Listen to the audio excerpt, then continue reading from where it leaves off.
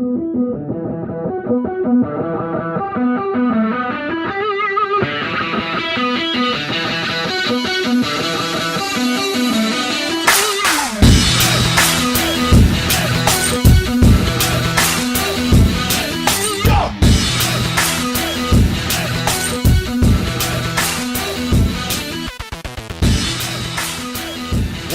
is up, ladies and gentlemen? It is your boys from the ShockTheWorld podcast, back after a very sad weekend.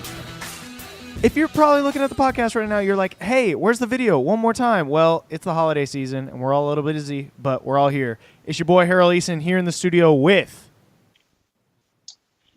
Old man Tim Hanna. And recently getting old man Jameson Widener. There we go. That's right, dude. You're like right behind me. Good Lord. I'm not right behind you. You still have several laps in front of me, my friend. Indeed. No. I got like dose. Like two. Harold hasn't even started the race yet. I know. Nope. I found a gray hair this weekend. I did. That was, I guess that... Oh, that'll do it to you. That'll do it to me. He's still brunching on Sunday, even eating avocado toast. That's what Harold's doing. Guilty as charged, I guess. So obviously this last weekend, basically the reason why we're all like recording remotely, it's Thanksgiving week, and I don't know about y'all, a lot of us are in and out of town all over the weekend, and unfortunately, I know for me this is one of my busiest weeks of the entire year. So. But we're still giving you a podcast. So this weekend, obviously, took a couple L's, got a couple W's, but mostly hard L's. Starting off with the Tulane game. And this game was destined to be like supposed to be a really good one, right? But unfortunately, when I call trap game, frequently that happens on the podcast. And, you know, Sunday, Jay, you were out of town, right? And then Tim and I watched the game over in over at Traders Village. We had a little like tailgate chili cook-off thing, which was pretty fun. But you know, after a bye week, Coogs just beat up on ECU and USF, going in to play a 4-6 Tulane. This should have been a completely different game than it really was. And I guess we'll go ahead and start off. Coogs lose 20-17 to Tulane in Yulman Stadium in New Orleans. And let's go ahead and get down with our good, the bad, and the ugly. Starting with the ever so obvious ugly. Yeah, it was bad. So I think the number one thing that really stuck with me is that their quarterback, Jonathan Banks, had a career day with 251 passing yards. And for a quarterback, I think he was averaging well less than 200 yards per game. Sure. That just doesn't sit good with me at all. I mean, I know our passing secondary has been a question mark all year, but I'm sorry, but no offense to Jonathan Banks, but he should not have had this type of game versus us, to be very honest. No. And then on top of that, they had one receiver. I mean, literally one receiver making all the catches. Terrence Inclinade went 8 for 186 yards and one touchdown, including a 64-yard touchdown run that we looked like we had no clue how to tackle anybody. I don't really know how to break this down other than a complete and utter failure across the board. 100% agree. The defense looked aloof, to say the very least. Same with the offense. I mean, across the board. It almost feels like we just need to go back to technique and freaking learn how to tackle. Tackling 101. And it has been awful all season. The defense lacks discipline. And there's no excuses at this point, and you're in week 12 of the season, and it's a joke. Oh, the tackling was worse in this game than I saw on almost any game besides maybe the Texas Tech game all year. It was disgusting, in my opinion. I mean, one of the things Major Applewhite keeps on talking about is like putting these guys in a place to be successful, and then every single press conference he goes off on, we got to execute on this, we got to execute on that. It comes to a point where you can't keep pointing the fingers at the players. These are guys that did all right last year and now somehow fallen apart. Well, I will say, like, he can't go out there and tackle the guy. Right. But at the same time, this defense has looked terrible at tackling all year. And whether that's, I mean, a lot of this is the same personnel. I mean, we did lose some personnel from last season, but you got a lot of big time players that, you know, played well for us the last 2 years or a year that are on this defensive unit.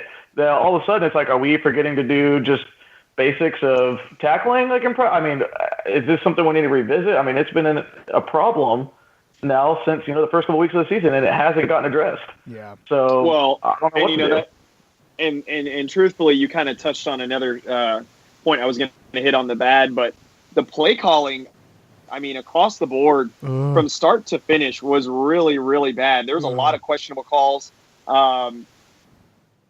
I mean, a fourth down, we run 5 wide receivers and throw a slant with a true dual threat quarterback that was averaging, what did he average? 14 yards per carry. Oh, my gosh. I don't really understand why we were trying to force something that didn't need to be forced. That's not our game to out-finesse you on throwing. Majors even said he's all about rushing the ball. I mean, this was probably most boneheaded call of 2017. Yeah. Can we agree with that? No, and this is the bad. It's up there. Right. Yeah, it's up there. Another point, Ed Oliver kind of had an off night. He only had 2 tackles and 1 sack. Sure. I haven't seen the full game replay, but I've heard there was some more chop blocking against him. Right. He's getting double and triple teamed. I mean, it's going to happen, but I don't think this was our game for anybody. Outside of the De'Aaron King show, it wasn't a game for anybody. I mean, even King himself threw an interception in the end zone, which would have given us an even bigger lead and might have, you know, swung a lot of momentum our way. But, you know, what can you say? The kid's thrown 1 interception all year that he's been quarterback. I mean, I say all year. This is his, 3rd start? Sure. Something like that. And in 5th game he's played in every game starting with Texas Tech. So, but a couple things I do want to touch on in the good. I mean, we kind of spanked and moaned and groaned. Even though our offensive issues were very bad in the first half, I mean, we went field goal, fumble, turnover on downs, punt in the first, and then interception, punt, touchdown, turnover on downs, plus a pick 6 in there too. De'Aaron King still led the country this last week with a total QBR of 94.6. He went 18 of 26 for 255 yards and 144 rushing yards. I mean, the dude had a game. Like, that's if we could have that and turn that 1 turnover into a touchdown, I'll take that any day of the week and twice on Sunday. To be very, very honest with you. Another little highlight that I saw: Isaiah Johnson got another pick, and we held the number 3 conference rusher Dontrell Hilliard to only 52 rushing yards and 0 touchdowns. So there were some highlights, but overall, to me, like we were talking about off air, we spent 2 weeks doing what? We just let a 4-win team hold us to 17 points and squeak out a win when they should not. They had no business winning this game whatsoever. Oh, definitely. That's my thoughts on it. Yeah, and you mentioned something earlier that essentially in every single game, statistically wise, that our defense is holding them below their average, and our offense is basically scoring below their points allowed, and that gives you no room to throw this lackluster sort of offense around and not change it up. You know, in my opinion, one of the things we talked about, and obviously there's been a lot of like Major Applewhite hating on there, and I think a lot of it is deserved, whether it be him or Brian Johnson or honestly all the coaching across the board. But one of the things we were talking about was, you know, is it really Major Applewhite? This is just his first year. You've got to give him sort of some time. I went ahead and did a breakdown of the statistics of his wins versus losses since his first, as a head coach and an offensive coordinator, from his first coaching gig down at Rice in 2006. And basically he's 72-42. So we're pretty much expected to go out there and get a 7-4, 7-5 season, depending, you know, how it bumps around. But what leads people to think that this is going to change in year 3, right? Basically of him, or year 4 rather, of him, quote unquote, calling plays. the offense from year one with Tom Herman was drastically different than year two with Major Applewhite. And that same offense that we got in year two was the exact same offense we got in this year. So who's to think in year four that it's going to be any different than year 2 and 3? It's just a really frustrating situation. I think Major Applewhite's going to either have to go find a different offensive coordinator so he can just really play the Tony Levine sort of managing show, or, his head's probably, in my opinion, you can quote me, maybe not y'all. His head's on the chopping block at the end of 2018. I disagree. I don't think any coaches are going to be let go from U of H through the offseason. What's your philosophy? Money. Yeah. Here's the thing. Simple. Applewhite will not get fired after year one. One, because of perception. Definitely. Yep. If you fire Applewhite right now, I mean, that just sends kind of like a warning flag to the rest of these coaches that even want to come think about taking this job anymore. Now they got Tillman, Fertitta, and Couture breathing down their necks that only expect us to basically make the Peach Bowl every year, which is what all of us would realistically want. But here's the thing with Applewhite. Applewhite didn't take over a losing program. Applewhite didn't take over a team that basically didn't win a freaking game the year before. You look at Scott Frost, his first year was kind of rough with UCF, but you could tell they're getting on the right track. And now look what he's done now. So it's not like, Applewhite doesn't get that, well, it's his first year, like let him, no. You've been coaching way long enough. You've played in arguably back when he was playing quarterback was probably the best conference in college football at the point. And he understands what it takes to win and what it takes to get ready to go out there and win a game. And for us to come off a bye week and look that lackluster against a 4-6, whatever the hell they are team, I guess 5-6 now, it's just unexcusable. And something's going to have to change. He won't get fired at the end of this year, but he needs to make some personnel changes on his staff.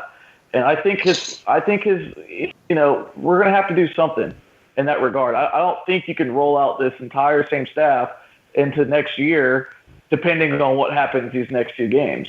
Yeah, I agree. We'll just have to wait and see, but it's just inexcusable. It's not like we were rebuilding. We have a quarterback issue, sure, but we had Kyle Allen, who's one of the highest, freaking recruited quarterbacks ever. Derek King is, the dual threat answer. Postma has won us plenty of different games in the past. I don't buy it, and it's inexcusable. I agree. And just have a lackluster performance every other week, and this team being so inconsistent is not on the players necessarily. It's on the coaching 100%. And I'm going to close my rant out with one more thing. People that are sitting here online saying that if you're a true Coug fan, you stick behind this team and you don't criticize, I thoroughly disagree with anything and everything you stand for, because a lot of us put time and effort. We put time and effort to this podcast for U of H because we love U of H. We want to get it out there to the world. I think if you're not criticizing the team right now, you are lost. Oh, yeah. And you either, one, don't watch enough U of H football or watch football in general to understand that, or two, you're just so far up in the sunshine lane you can't see straight. So if people want to bitch, let them bitch. Oh, I can. No, dude, I'm right there with you. To the point of what I was saying, and you mentioned after year one, I'm definitely not saying that Major Applewhite would get fired after year one. I'm thinking they're, as far as the coordinators we're talking about, that is a decent chance, and that after year two is probably when that move's going to happen. But, I think we can all agree that we would love to be surprised and this to look like Scott Frost's UCF team next year, right? But from, I think what we can all see is that may not be the case, and that's what's so frustrating. And the only problem I also see, I just want to bring up, is, we got a little arrogant, a little cocky when it came to this whole contract situation thing for all these coaches. If you go back to Tony Levine's first year, our offense was garbage in 2012. Yeah. What did he do? In 2013, he went out and got Doug Meacham, who brought our offense to life, made us very competitive again, and all that. I really think, and I know the contract situation sucks, that's why we may be stuck with Brian Johnson for another year regardless, but I really, truly think something's going to have to change as far as the opposite side of the football in order to get us going for next year. And even though the defense has, looked really crappy at times. If one head has to roll at the end of the season, I'd rather be Johnson than D'Onofrio at this point. Yeah. Yeah, I can see that. I definitely be with you on that one. So overall, though, hashtag and rant. What do you guys have any final thoughts? No, I wasn't on last week. I had to get my rant in. No, man. Honestly, this is the kind of stuff we got to talk about. You know, we are never going to be self-proclaimed sunshine pushers. We're here to keep it real and honestly just tell the truth in our opinions. So. And then one more thing. I'm going to say one more thing. And if I hear anyone or see anyone ever again say, remember that one time we didn't win a game, we should be happy to get 6 wins. Piss off. Seriously, get out. Yeah, it's to the point where we didn't invest all of this money in the facilities and the shiny new toys to really just be this sort of sad and lackluster. Now, granted, we're bowl eligible. It could be worse. Sweet. Let's go play a Frisco Bowl or Hawaii Bowl against San Diego State again. Woo! Right. Can't wait. Yeah. We'll dig into that in a little bit. But we nobody's happy right now to sort of sit and be, content with what we've got is not how you grow a program. That's not that's not good fandom, honestly. So I guess with that, we'll go ahead and jump on to finish out this last week and talk about what all was going down in the rest of the conference. So I think we can start off with our first game of the week, and that would be Tulsa versus South Florida, where South Florida kind of eked this one out 20-7. Granted, they started off and kind of let Tulsa come back in the game, but it was still kind of close. You know what, to me... Sorry, Tim, go ahead. No, I'll go after you. I was just going to say, I think it's interesting that Luke Skipper has now thoroughly solidified himself as the starter, and I thought it was going to be Chad President, but he just never took that step. Yeah. He never get anything going. So I find this very interesting that Luke Skipper is running the show now at Tulsa. To me, I watched a little bit of this game. To me, what it shows me is how drastic the West is from the East in terms of our conference. And I think Florida sitting at 9-1 is a joke. Honestly, they played nobody out of conference, and they played the entire weak-ass east side of our conference. And then we were in there to go in there and beat them, and they barely squeaked away against Tulsa. Yeah. Yep. They haven't really been tested all year. And don't be surprised if UCF doesn't just take them to the whipping shed this weekend. I would not be shocked at all. I completely agree. And to the tune of that, you can see that even with this next game, where you can see how close the Navy-Notre Dame game was. Navy is still good, and we're going to have to be worried.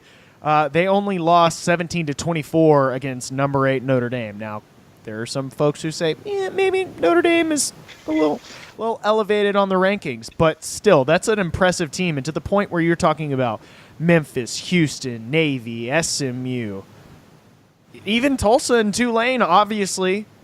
I think, with the exception of maybe UCF, all of those teams could be in the top 2 if you swapped them out.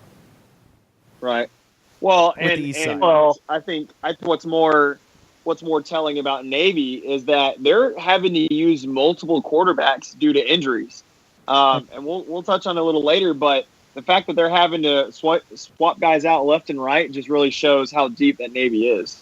Oh, definitely. Yeah, that's true. And they're also, it also favors them that they run such a plug-and-play type system for them. Right. That if a guy can run and a guy can make, a right read here and there, then, he's going to be successful. So it's a different situation, compared to, a lot of other teams that run these spread looks. It's so much easier for them just to throw a guy in out of the stands like they did last year and go win a football game. Oh, right. Totally agree. Next, it was the UCF Knights show against Temple, something we easily predicted. Knights win 45-19. Y'all have any? I wasn't able to catch this game. Do you guys have any insights? No, it's just the showdown to the showdown at I-4 or whatever the hell they're calling it. Right. This does not shock me. This result does not shock me at all. And UCF is proving why it's a number 15 team. I mean, thank God we don't play them this year, because I'd be a very sad Cougar fan after that game. I know. But, and to the tune of them, and I commend the next winner, that's going to be Memphis over SMU, 66-45, obviously a high-scoring game. Before we dig too much into this game, we got to be appreciative, guys, that we have two members of the American Athletic Conference who are still ranked this late in the season. I believe Memphis plays, Tulsa this next week? East Carolina. Yes. That's two teams that are going to probably, with the exception of them dropping a bowl game, that are, they got to play each other, but still have the chance to, after that, still be ranked. So we were not at this so point. The lucky American last is year. locked. Huh? Yeah, American's locked in the Access Bowl. Yes. At this point, Which is good for us. I think good the for only exposure. I think the only way that we're not a lock is if, let's say, USF wins, and then somehow I think Memphis wins. I think if Memphis wins, Boise will have a case. But I think if UCF wins out, it's game over. It's not even close. not even close. Yeah. Yeah. Cool. So next we have the actual pillow fight of the year, and unfortunately, the Cincinnati Bearcats have solidified themselves as the worst team in the American Athletic Conference. Something I never thought that I would say. Never. When the That's Peglegs bad. beat them this last weekend, 48-20, and it was not even close. They were scoring double digits every single quarter. I mean, it goes to show that East Carolina's maybe not as bad as we thought they were. No. Stop it. I'll ask you a East quick Carolina's question terrible. on this. Do you guys just give me a quick answer? We don't have to go in deep on it. Sure. Do you think Tuberville left the program in ruins, and then Fickle just can't put it together and he needs more time, or do you think it's just a lackluster of both individuals coming in, and this has just been an overall dumpster fire? Overall, I think it's basically Tuberville has ruined a lot of programs. I agree. Unfortunately, I agree. too many people gave him a chance because he inherited something hot, and this was sort of like his opportunity to get out before he ruined his name. And, Fickle's not great, but it was really bad last year, and he didn't have a whole lot to work with. I don't think this is going to be, a forever thing, but it is probably a little bit of the former. I think that it is a little bit of both, because I feel like Luke Fickle's been a head coach before with Ohio State when homeboy, the sweater vest, Jim Tressel, got suspended. So he knows what it takes to run a program, especially under dire circumstances. But it didn't help that Tommy Tuberville pretty much left the cupboard kind of empty. I think it's both for right now, but I think Fickle can turn it around. I'm not ready to buy on him just yet. I think he had an experienced quarterback. He had an experienced running back. It's not like he had nothing to work with. But the fact, a 48-20 pounding by East Carolina, something ain't sitting right up there. It must be all that. Must be all that Skyline chili, boy. Maybe if they had some Texas chili and help them a little bit. I know. Okay. Granted, Gardner Minshew went off. 31 for 45, 440 yards, and 4 touchdowns. That's a career-looking day.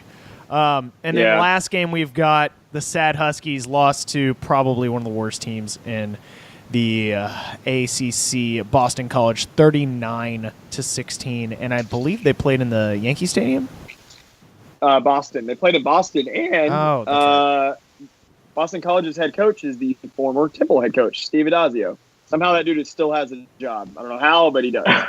I will say, though, I was looking at that because I was thinking about picking UConn in my upset pick that week. And then, because I remember watching Boston College start the year, and they looked they lost to Northern Illinois, I believe, like it was awful. Yeah. Or they barely won that game or something like that. But they've gone back and they've picked it up as of late in the ACC. I mean, the pounding against Florida State, granted, Florida State's not, what they were, but they've been fairly good as of late. So, I didn't feel comfortable picking UConn. And, I mean, it just showed they're just very similar teams, and UConn just happens to be just UConn. Well, UConn doesn't have the defense that Boston College has. The Boston College's defense is legit. It has been legit for a couple years now. Exactly. Yep. Definitely. Well, cool. And that's about it. And then let's go into preview our game against the Midshipmen. 11 a.m. on ESPN. Yeah, and I think that's pretty. Well, I think it's pretty badass that we got the kickoff as soon as game day ends. I think that speaks kind of volumes to the game that Navy and us have, as we've had two really good games in back-to-back years. But for now, U of H is favored by 4.5 points, and ESPN thinks we have a 64, almost 65% chance to win. The over/under is 55, and up to that point, I don't know what Vegas is thinking. I think they think that our ceiling is higher, especially with Navy's quarterback issues that they have due to injury. But 55 is a very low score. I mean, that means they're thinking something like, 30 to 25, somewhere around that area. I'm kind of with I them totally like that. see that, though. Yeah. Yeah, absolutely. We can't score more than 30 points to save our ass, honestly, with an exception of 2 games. And I think the defense is going to show up. They, showed. I mean, even like you mentioned, with the very successful run offense with Tulane, we still only held them to 20 points. Granted, it's Tulane, I understand, but we're going to be at home. We're basically going to be playing to save face at this point. I think that there's going to be a lot of hype and passion to win this game, so I can definitely see how the defense could end up playing very well, and the offense still probably doesn't get it together. Yeah, I'm with you on that. I really think this matchup for right now, as seeing that we held Tulane's leading rusher, like you just said, to 58-something yards like that, but I think it matches up well for us. Forced Navy to throw the football, which they don't do very well. I mean, they've been changing quarterbacks in so much that I don't know which one of them can really throw the football if they need to. Mm-hmm. But I will say Navy's defense has been, they've had a couple ups and downs, but I remember watching their game against Central Florida, which is arguably the best offense in our conference, and, they were in there the whole first half of that game, and their defense playing pretty stout. Yep. So it's just like every other game, it's going to come back whether our offense is going to show up or not. Pretty much. Well, and it's funny you mentioned that because Navy started off really hot. They beat the Fighting Lane Kiffins 42-19. They beat Tulane in a close one, 23-21. They beat the Cincinnati Skyline Chili's 42-32, which is much closer than it should have been. They beat the Fighting Golden Shower Caps at the Golden Shower Caps 31-21. Then they beat a squeaker, and I think that kind of took their wind out of the sails against Air Force. No pun intended. 48-45. Then they went on a 3-game losing streak. They lost at Memphis in a close one, 30-27. They lost in another close one versus UCF, 31-21. And then again, they lost at home to Temple, 34-26. They finally beat a close one in SMU, 43-40, and then they lose a squeaker against Notre Dame, 24-17. I think they're running out of gas. I think their guys are totally beat up. Yeah. I think that's what we're getting down to right now. But to be fair, they've only really lost one game where they should have won. Right. And that's against Temple. Yeah. Which scares me. Which meaning that we're going to have to come in on offense, give them different looks, and be able to play. Don't forget, it's also senior day at U of H, so hopefully Matthew Adams, DeJuan Hines, Natai, who are some other seniors on the squad? Was it Terrell or Khalil that's a senior? One of those two is a senior. Nick Thurman's a senior. Gerard, he's not a senior. Reggie Chavis. So we've got a bunch of seniors that are going to be walking off, and that's their last time to play at TDCU. So hopefully that resonates with them. As for home field advantage, I don't know what the crowd's going to do. I would not be shocked to see 25 to 30,000 people in there. I would be more shocked to see 30,000 people in there than I would to see under 20. Absolutely. Yeah, it sucks, man. Yeah. It's one of those deals. If we could have won this last game, I think that we would actually have a pretty dang good crowd, and it would have been even better if they were able to go ahead and beat Notre Dame this last week. I mean, I've pending my job not calling me in that morning, I'll be there with about 6 of my family plus you guys. So Nice. there were people who were planning to come to this game because it's exciting. It's the day after Thanksgiving. It's Black Friday. Cool, we're on ESPN, 11 a.m. But now it's like, well, what do we have to play for? Yeah. Well, real quick, not go to the Frisco Bowl. Well, it's looking like the Hawaii Bowl at this point. Oh God. Whatever. So now the Coogs get to piss me off on Christmas Eve. Great. Yeah, pretty much. Well, for our fans that are listening, there's a couple people you need to know for Navy, and truthfully, their whole team is dependent on their triple option rushing game. Right. I know they have a good defense, but if their triple option offense isn't working, it's going to be a long day at the office. And I think it starts and ends with their main quarterbacks. You've got Zach Abbey, who's a junior. He's got 758 yards, but that's only like 75 yards per game. But he's got 7 touchdowns and 7 interceptions. Where he's going to get you is he has 260 rushes for almost 1,300 rushing yards and 14 touchdowns. So basically, like, this dude is good for about 100 yards passing, about 125 yards rushing, and a touchdown every single game through the air and on the ground. That's pretty damn good for a quarterback, to be very, very frank with you. And then he's got one backup, Garrett Lewis.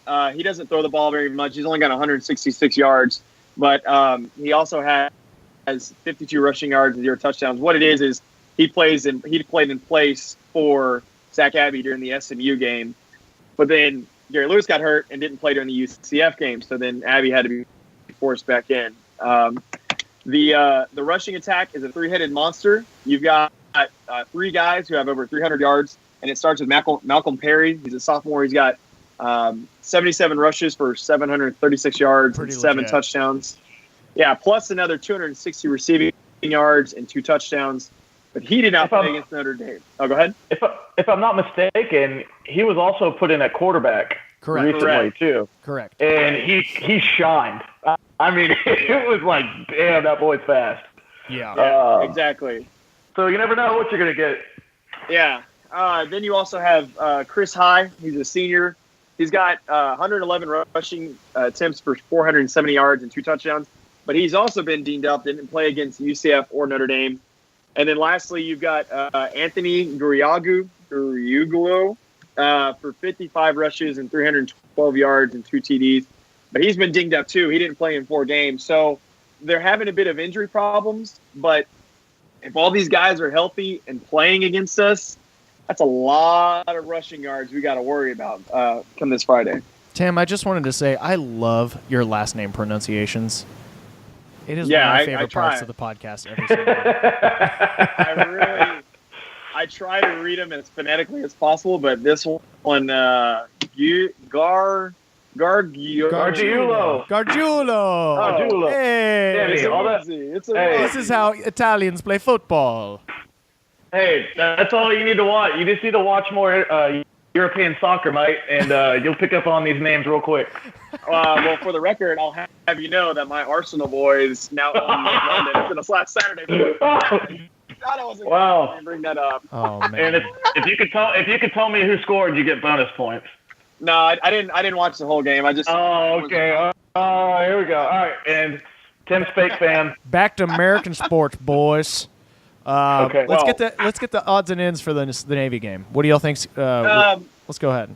So I think it's really interesting. The game notes have either Malcolm Perry or Garrett Lewis or Zach Abbey as all a starting quarterback, but I don't really think that's going to matter too much. I mean, with Navy, it's rush, throw the ball once. Rush, throw the ball once. And really, it's all based off of what the offensive coordinator sees. And if our defensive guys are biting too much, they're going to launch it and wait for single coverage and hope their guys come down on it. I mean, if you look at it, I want to say that every one of their major wide receivers are all averaging 20-plus yards per catch. So there's no slants. There's no anything like that. It's, hey, chunk it down the field and hope for the best. But I think what's going to be interesting in this game is that Navy has the number 2 rushing offense with 360 yards per game, and we have the number 39 rushing defense, only allowing 142 yards per game. I think that's rock in a hard place, and we've seen this before.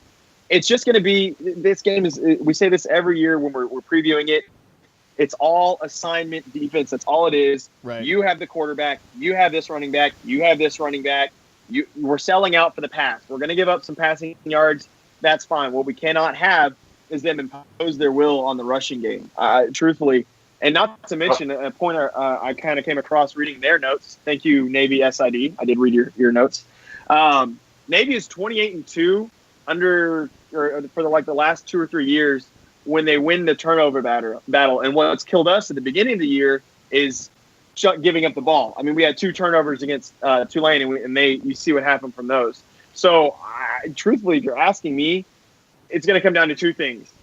Do we bend, not break on the rushing defense, and do we turn the ball over on offense and maximize our possession? Because if we don't, there's no way in hell we're winning this game. If we played like we did against Tulane, there is no way in hell that we win this goddamn game. No way. But if we play like we did against ECU, where we maximize every single offense possession and make a few defensive, turnovers, I think we win this game easily.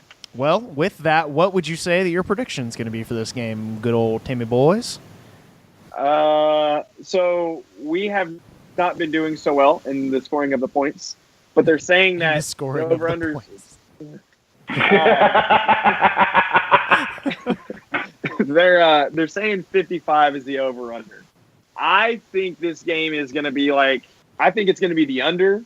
I'm going to be a sunshine pumper. I'm going to say we're going to get the win. It's going to be an ugly win. I think we're going to win 24-21. Okay. Close. Coogs?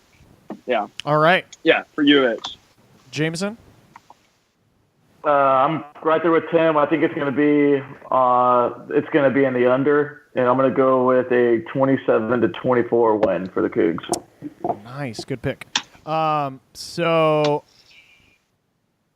I'm going to sit right in this sort of network with you guys, but I just wanted to say I think Dave Campbell's football was actually spot on in the very beginning of the season, and this game is going to come down to coaching. I'm going to go ahead and call I won't say 24-30 because Jameson picked a 24 score. I'll go 27-30. UH. 27-30.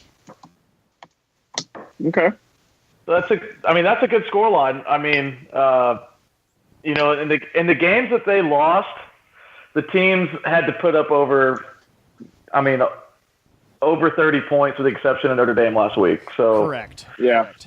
So, we'll see. And asking us to score 30 points is just boy. Yeah. You look at Memphis, they scored 30, and then UCF 31, and in my opinion, the 2 best offenses in the country barely achieved that. Like, asking us to do that even at home, I'm like, let's better say a lot of Hail Marys the night before. I mean, I don't know what else to do.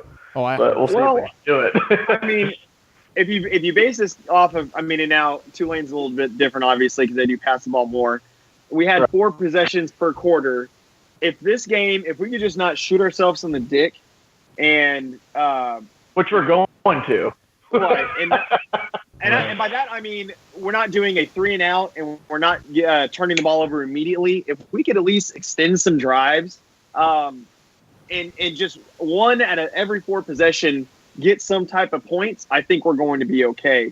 But what worries me is the shooting ourselves in the foot and not being able to get off and not being able to stay on the field, because the defense is going to be absolutely gassed versus this defense. Yes. We're gonna see second and third stringers out there the whole entire day. Yeah. Yeah, that brings up a good point. Like, even if we don't get points in that drive, we have to avoid 3 and outs at all costs. Yep. Like, we absolutely have to. We have to give our defense a little bit of a breathe on the sideline because those boys are going to get worked probably harder than they have mostly all season up there in the trenches for sure. Yeah. I mean, if we go run up the gut, and incomplete pass, oh my God, I think Ed Oliver might kill somebody. To be very honest with you, I would not be surprised. That's two. I wouldn't be surprised if Ed Oliver's not ready to kill somebody already. Oh, yeah. No, I agree with you on that one. He's got that motivation on Twitter though, which I love. So good for him. Keeping strong, boy. Keeping strong. So, I guess no really need to go ahead and dig into our power rankings. Pretty much everything is solidified. And I think we'll give after the conference finale, we will give you our final power rankings, and that will be where we sort of finish out. So with that, we will go ahead and jump into our American Athletic Conference games. So we have our first at 2:30 p.m. South Florida at number 15. UCF. UCF is currently favored by 11 with a 79% chance to win. What do you guys think about this one? Go ahead. I think that's Vegas being a little conservative. Sure. Because it's, a rivalry. But I think truthfully, nothing on USF's defense scares me. But everything about USF's offense does. Oh yeah. So I think there actually should be like a 2-touchdown favorite. I don't think South Florida is.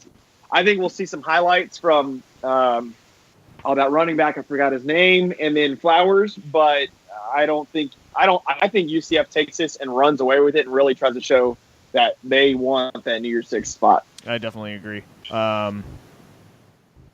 Pretty much exactly with what you said, Jay.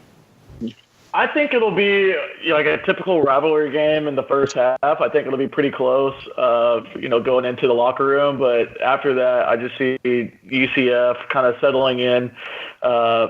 They really got a pretty good coaching staff over there that can actually adjust to things. So I wouldn't be surprised if they just busted open in the second half and really just put on a show and really solidify themselves to the playoff committee.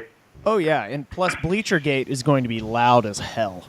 That place is. I really wish it was a night game to see how rowdy it would be, but I definitely think UCF is going to pull this one off. Next, we've got East Carolina at Memphis at 11 o'clock. I think I think this is hands down. I mean, everybody knows East Carolina is going to get pegged by Memphis. Hard. Memphis favored by 28 right now, 95% chance to win. I can't say I disagree with that.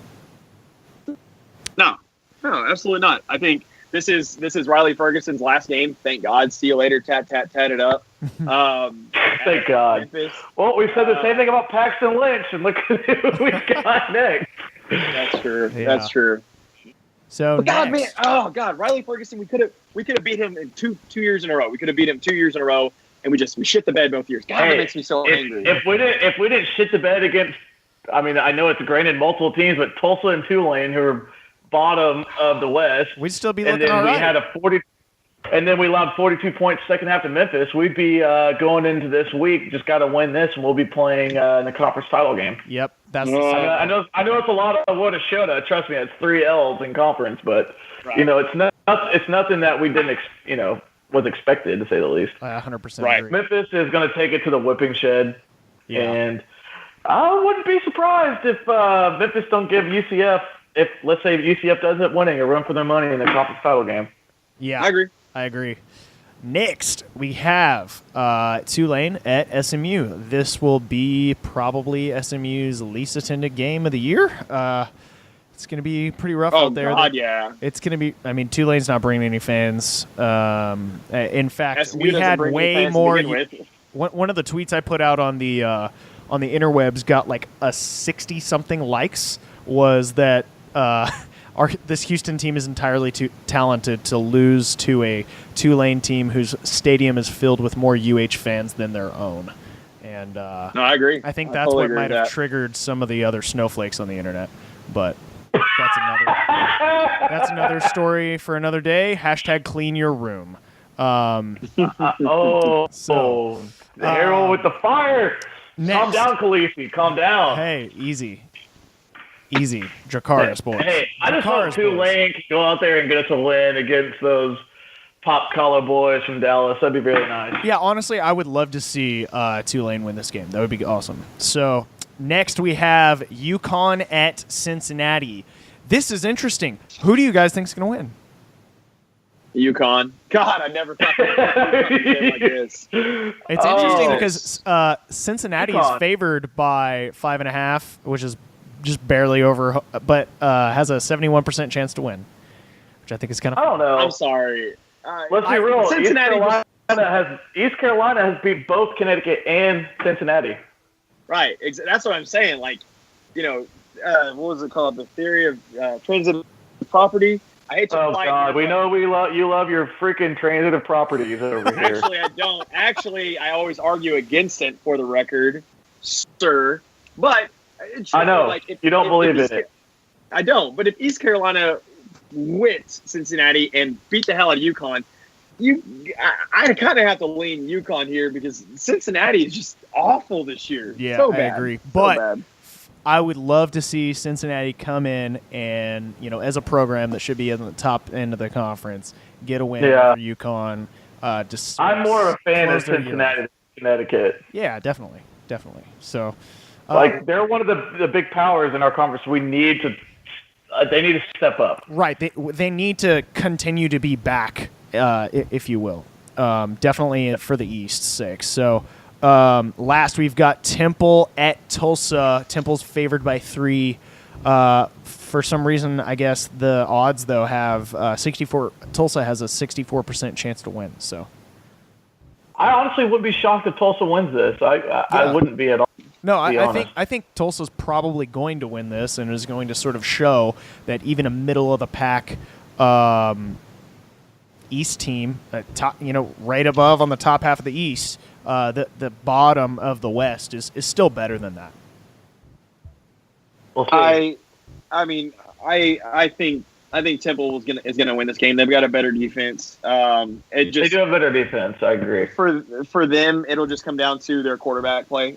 If they have a shitty 3 interception day, Tulsa wins easy. If they don't and they just play decent and average, Temple wins easy. Yep. So that's it for the American. Let's jump on. It's the last week of the year. A lot of this stuff is like rivalry week. And let's go ahead and talk about some of these big matchups. Jay? Leading off, this is actually one of the other games that I'm just really excited to watch.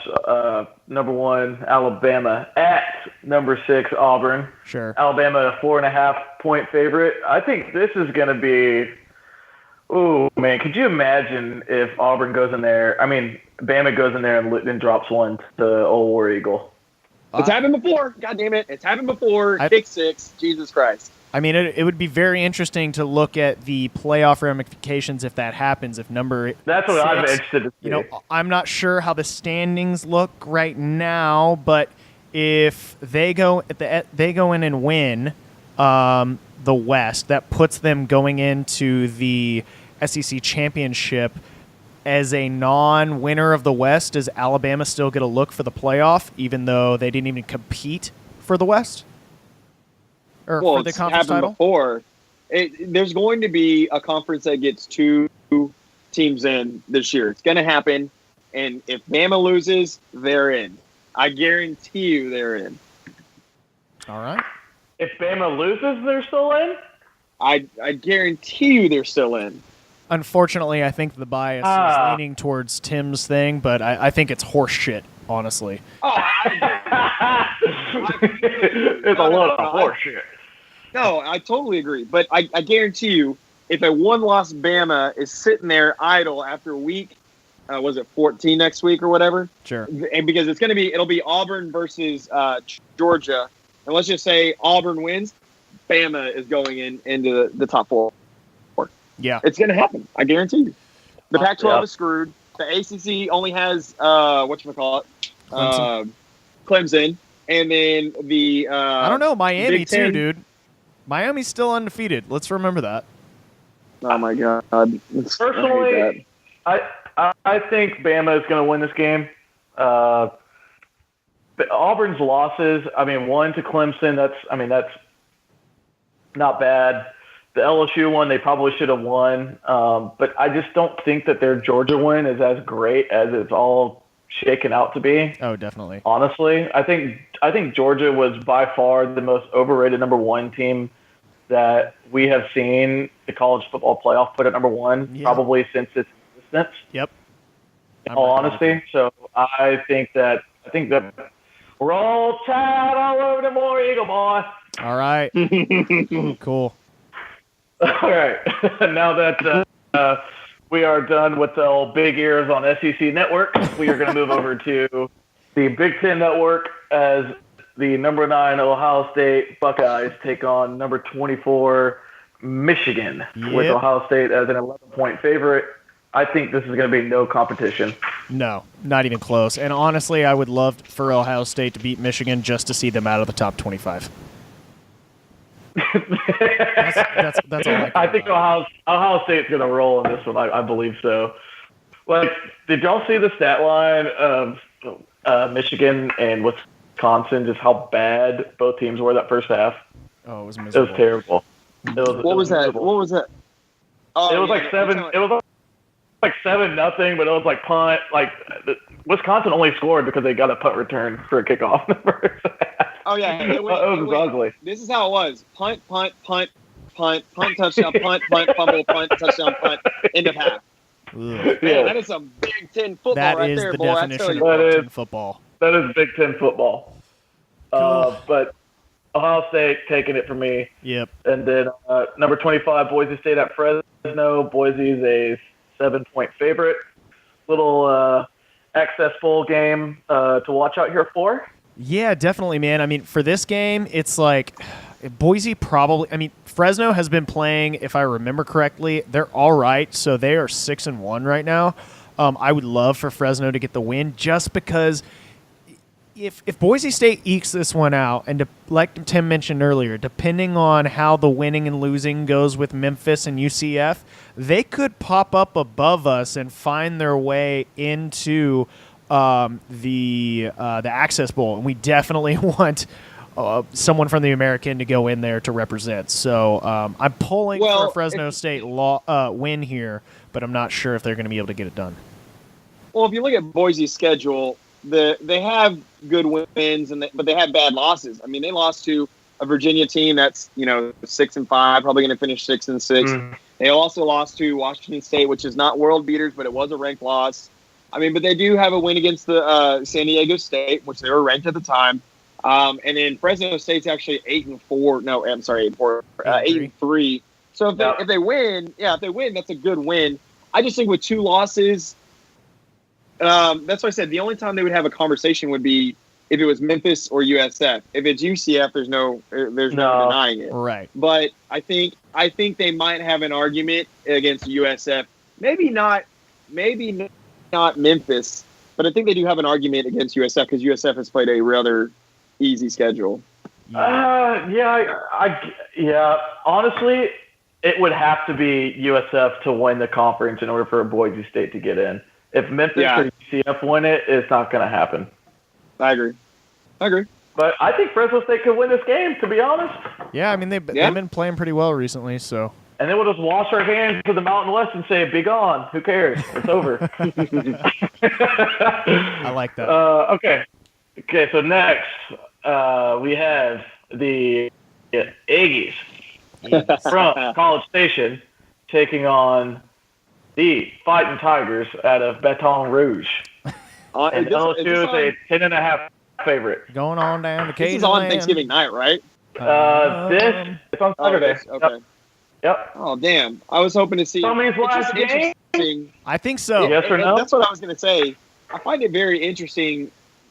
Flashback a year ago, and what these two teams were doing versus what they're doing now. Like, LSU was like, we want to get Herman. What the are we doing? A&M was like, we still got someone. We'll be all right. Now it's completely flipped. Now LSU's like, we got Ogeron. We're going to be all right. A&M's like, get this dude out of here now. This is someone's last game confirmed. I'm almost positive. I think they're going to have to move on. Yeah, and even if they win this game, I think they need to. But I still want to see LSU beat the Aggies. Jay, what do you think? LSU rolling into Death Valley. I don't believe they have won there since they've been in the SEC, so that's not going to change now. Yeah. Yeah, they're like 0-6 versus LSU, like home and away. Yeah, so no chance. Sorry, eggheads. You taking another L and somebody's gone. Yeah. Awesome. Have fun with Chuck Here's Norris. the thing, like I know they have to move on, like theoretically, but like who are you gonna get? That's a great question. Chad Morris. I guess that we can save that for another episode, just for shits and giggles at the end of the season. But I don't even know that. Chad Morris, the guy that's never won the American. Okay. Yeah, I don't think that's a good Never hire. even come close. They still think that they can get Jimbo. I think today the Scott Frost to Nebraska rumors went like he was like, oh, he basically pulled a Tom Herman saying, oh, this is completely no. Maybe he's looking at the Aggies, that big paycheck. We'll see. I think that Texas A&M is willing to pay more money than Nebraska. Nebraska's got more old school money. No, I think Nebraska will pay more money, but they have less resources versus A&M. I don't think so. I think A&M was last year the number one grossing. They surpassed Texas as the number one grossing college athletics program in the entire country. Right. Yeah. They got the money to throw around, dude. Trust me. I think Nebraska is a flash in the pan from the 90s, and that's all they're ever going to be now. Whoa. Pretty much. You just called Nebraska a flash in the pan? You know how many national championships and like 10-plus winning games they had every year? I'm with Timmy on this. Yeah. Way And what have they done since the 90s? Please remind me. Well, please remind me what A&M has done since the 90s. They have the money. Nebraska doesn't. That's the issue. They have the T-shirt fans, unfortunately. They have the money. Correcto. No, listen, I love Nebraska because I'm a college football fan. I'm just saying, when it comes down to it, like in the modern time and age, no little kid that's 10 years old right now probably knows who Nebraska is. That's the sad truth of it. Besides the people who live in Nebraska, yes, they have a they are very desperate at the moment. Yeah, so. Sorry, I dropped an F-bomb there, too. You're good. More F-bombs for me to bleep out. It's okay. So next, number 8, Notre Dame at number 22, Stanford. Notre Dame's a 2-point favorite. I'm just going to go first and say that Stanford is about to steamroll Notre Dame. Nerds. You think so? Nerds. Yeah. You know what's funny is that everyone wrote off Stanford, including me, after their 2 losses. Yeah. Harold was calling them to win the Pac-12, and then 2 weeks later he was like, they suck. Yeah. Pretty much. I mean, exactly what happened. They're 8-3, but they've lost to 2 ranked teams. And both of them. I don't know. I think Notre Dame. Actually, I think I'm going to lean Notre Dame on this one. Yeah, I think in a weird way. Well, never mind. It won't matter for conference. So, I'm just saying because in a weird way, I want Washington State, if they are able to win the next game we're about to talk about, to somehow bump up, and I want to see Mike Leach play in the SEC championship and then possibly go to a New Year's Six game. Oh, the SEC championship? Damn. Yeah, Pac-12. Sorry, I used the wrong words. Sorry. Pac-12. Sorry. Oh God. Okay. Well, now going on to that game, the other Cougars versus the Huskies of Washington, and we got Washington as a 9-point favorite. Right. Washington State to me has been an interesting team. I haven't really watched any of their games besides USC, but just kind of following it, it's been kind of like, what? Like, who was it the week after that they pummeled USC that they just got steamrolled by? Cal. They lost 37-3. You're like, Arizona. Okay. And then Arizona. So, yeah. But then they came off after that a win versus Stanford, and then at Utah. So, dude, that is such a Mike Leach team. It's not even funny. Yeah, it really is. They're going to steamroll you, and then out of nowhere, the offense is just going to suck, and they're going to get beat. I mean, how many years did that happen to him at Texas Tech? Yeah, he probably said to them, we thought we were just a little too good to go play Cal. And we got our ass. We're too busy listening to our fat little girlfriends to understand. Well, the fat little girlfriends definitely took over the night before against Cal and Arizona, so we'll see if they don't do that against Washington. I completely agree. But that'll be a really interesting one, and we'll see how it goes. But I think with that, that's it for football. So with that being said, I guess we'll go ahead and talk about Houston Cougar men's hoops this last weekend. Had its ups and downs in the Paradise Jam, playing at Liberty University instead of down in the British Virgin Islands, obviously because of the terrible hurricane situation that has happened to so many different places across the country this year. But basically, the Cougs went in and started the game off against Drexel, which was a big woof. Tim, you want to lead us on the statty boys? Or do you want to give us a stat blast? Well, first I need you to stop yelling in my ear. I would appreciate that. Secondly, yes, there's a little bit of stats, not a whole lot to go into early in the season. We're still trying to figure out our starting five and then our next guys off the bench. This game versus Drexel, I think was our first true road test, if you will. Sure. Rob Gray came out and was fire for the first half. I think he finished with either 23 or 25 points in the first half. Yeah. And then he actually finished up with 37.6 rebounds and 4 assists. The problem with this game, and it's something we've talked about off air, we have a lot more inside presence and physical ability. But truthfully, it's kind of the Rob Gray show. And if Wes Van Beck, Corey Davis, and Devin Davis aren't on, we're going to be in some trouble. And that's exactly what happened in this game. We let them hang around, and a couple of our guys got cold at the wrong moment. They scored 4 points and won the game, 84-80.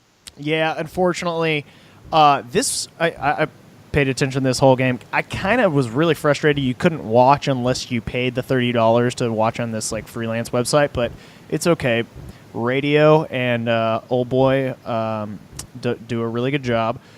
But this was a game where we pretty much, with the exception of Rob Gray, played terribly, especially in the first half, but basically led the entire game with a margin of, I think the highest was 10 points.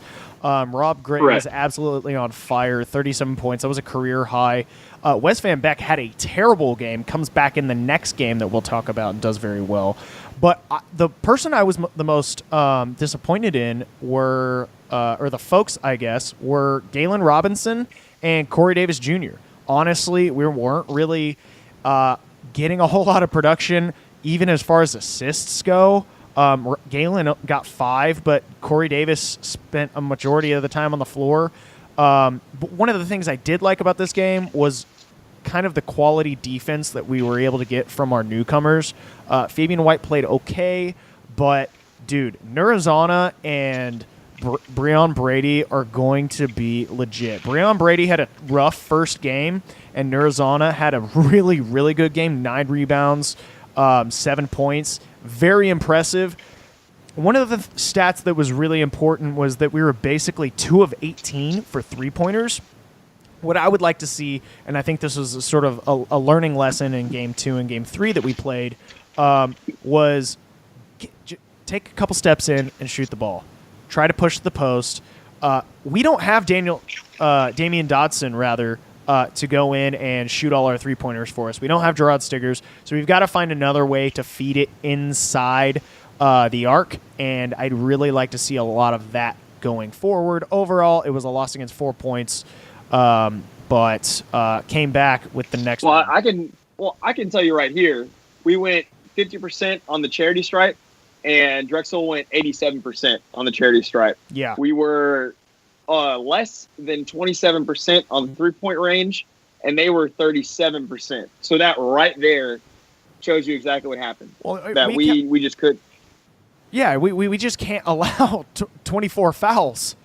You know? Yeah. It's just it's not okay. So right. Not good. So we catch the L. The next day we pick up Liberty, and we win in a squeaker, 68-66. It was a much better showing. We had a lot more of a team effort. I mean, you had 3 different guys all in double digits. It's all guys that you expect to be in double digits, with Gray having 19, Van Beck having 18, and Davis having 12. That is much, much better for the second game. Yeah, overall, the Cougs kind of still looked a little rough and salty, but honestly, I think Liberty was playing very well, and honestly, I'm not saying that we shouldn't have won this by 5 or 6 points more, but the second half was much better sort of story when we start looking at this game. So, in my opinion, Devin Davis came into his own. Breon Brady didn't have a ton of points, but he got 11 rebounds, which I was really happy about. We never saw Big Country or what's his name last year getting this many rebounds, as well as scoring points. Fabian White was kind of not really there. Again, Corey Davis, 21 minutes, 7 points only.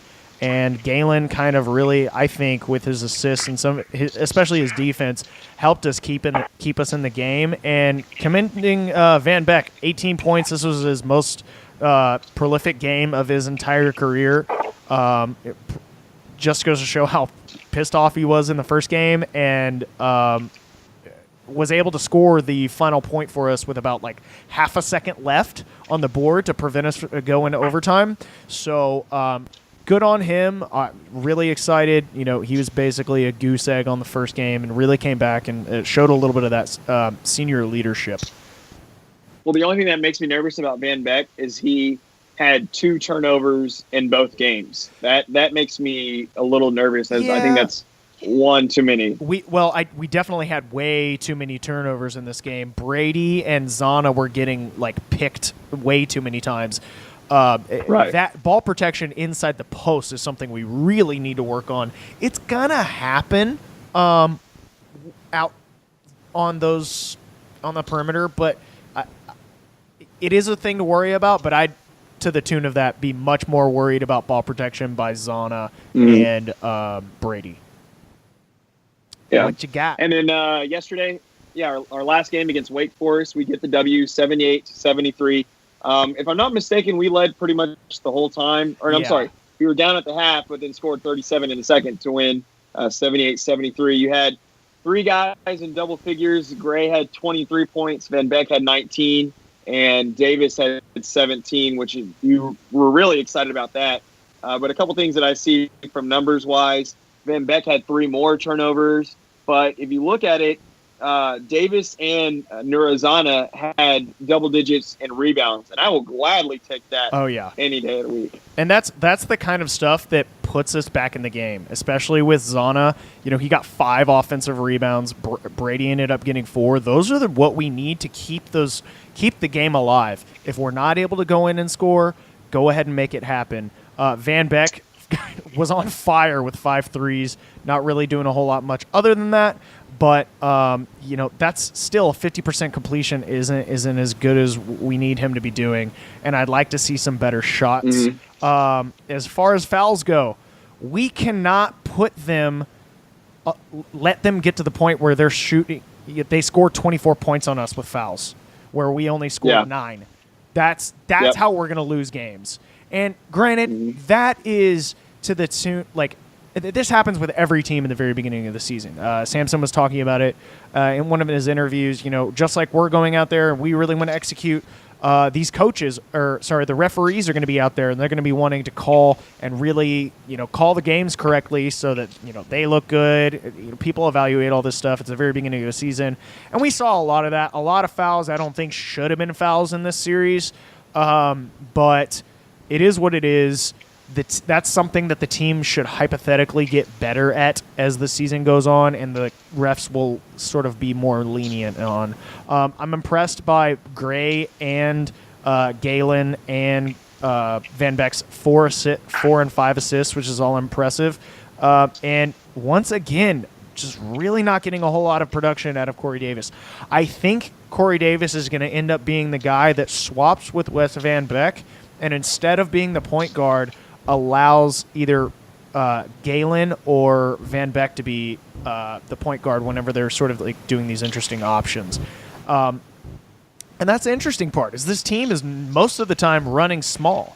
we're basically running 3 shorter guards and then 2 big guys, whereas in the past we kind of had like a, Dotson I'd say is like a medium, he's a 3-4 sort of player, as we've seen before with one true center, where we're, leading with Devin Davis and they're like just a rebound monster with 7 defensive rebounds and 17 points. Like, this guy is getting consistently, like, I mean, he got a double-double to this game, so good for him. Right. And really impressive.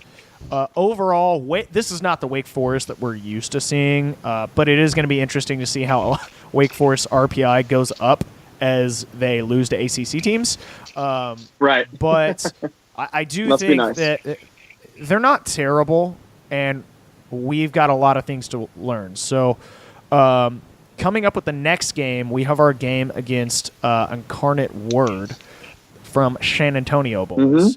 They're currently undefeated with wins over Southwestern Trinity, which is basically right across the street, and then McMurray. All of these wins are basically, I mean, they're probably a lot, honestly. So win 30 points is basically the margin. So they have one more game against Loyola Marymount before us, but then we come here to Houston to go play over at TSU, and hopefully, I think, we can go ahead and take this one away.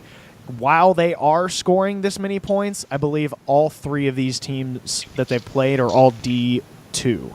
So that's a pretty big jump, and that would be correct. Yeah, that's correct. Yeah, they are technically 0 for 0 with a 344 RPI out of 351. We shouldn't lose to Incarnate Word, okay? No. No. Yeah. No. We don't need the Sunshine Pushers talking about how Incarnate Word is a team with so much history, and that we need to start playing them every single year and out of conference. We should be thankful that we won 2 games in the preseason tournament, not to worry about Incarnate Word. Wah, Exactly. wah, wah. No, not at all. Consolidation from the Paradise Jam, despite our loss to the Dragons. I cannot believe we ever lost to a team named the Dragons.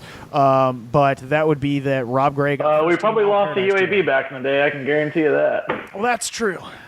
But aren't they the Blazers? Same thing. True. Okay, good point. Good point. It's a little bit more hardcore. But overall, just a little.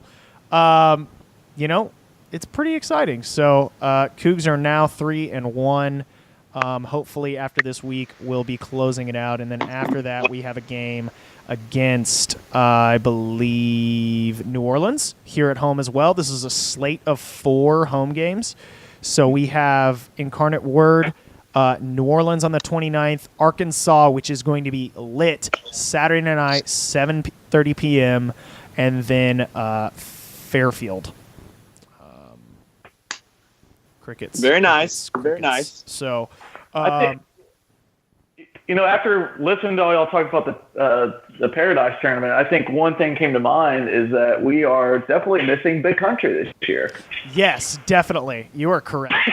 That statement. We are desperately missing our podcast's favorite player. So I think that's about it, though. So hope to see you guys out on Saturday. I know it's a toughie to make. Obviously, it's going to be right after the football game. If you really want to roll over there, I encourage you to. But we completely. This is actually, I think, one of those games where I could understand why people might not be able to make the game.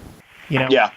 But with that being said, I think that's a podcast. Please, guys, remember to follow us on all the social media. Basically, just look up Shock the World Podcast, and we want you guys to go ahead and join the Shock the World Army. That's what we're going out and posting every single one of our basically videos in a tight-knit group where we post and allow you guys to post on the messages to ask us questions, post your thoughts. And if you go ahead and search on Facebook for Shock the World Army and request to be in, we'll go ahead and add you. Unfortunately, with groups, you have to be friends with someone to add them. So if you go ahead and do that, we'll be able to bring you in.